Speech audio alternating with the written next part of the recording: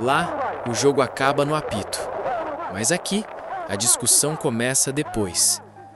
Em 1950, o Brasil viveu um dos momentos mais simbólicos da sua história esportiva, o Maracanazo.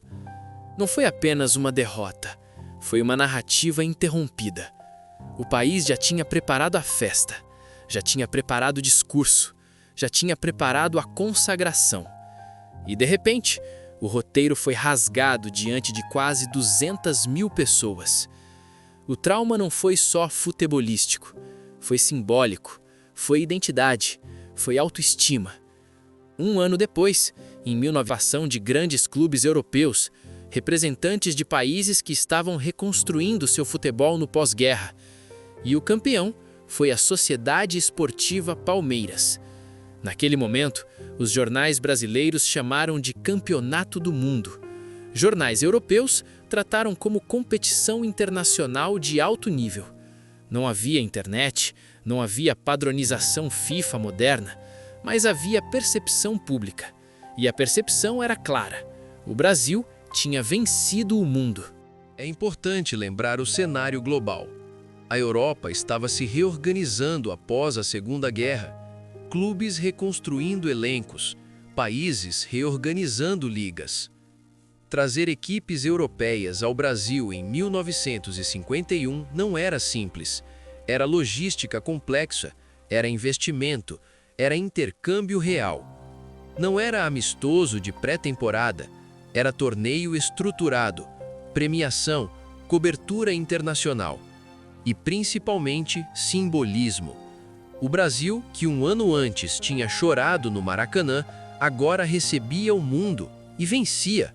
A imprensa esportiva brasileira de 1951 não tratou o torneio como algo menor. Chamou de Mundial, chamou de Campeonato do Mundo, chamou de conquista histórica. Não havia debate técnico sobre chancela retroativa, porque o critério da época era percepção internacional e competitividade. E dentro daqueles critérios, o título era grande, muito grande. Curiosamente, rivais não passaram a década seguinte fazendo piada. Não virou obsessão, não virou meme, virou história registrada. Décadas depois, o futebol vira indústria global. Padronização de competições, reconhecimento formal centralizado, marca mundial oficial. O que antes era simbólico passa a ser burocrático. E quando o modelo oficial muda, o passado começa a ser reorganizado. Alguns títulos são incorporados com naturalidade. Outros entram na categoria do "vamos discutir". E aqui está o detalhe mais interessante. Não houve um grande escândalo de negação. Houve algo mais sutil. Houve mudança de tom. A imprensa moderna não precisa negar frontalmente. Ela usa a técnica da suspensão. Alguns consideram. Há controvérsias. Especialistas divergem. O advérbio é mais poderoso que o argumento, porque ele não afirma, ele insinua. E a insinuação cria debate. Debate gera audiência. Audiência sustenta programa. Programa precisa de pauta. E pauta eterna é perfeita. Um título resolvido vira rodapé histórico.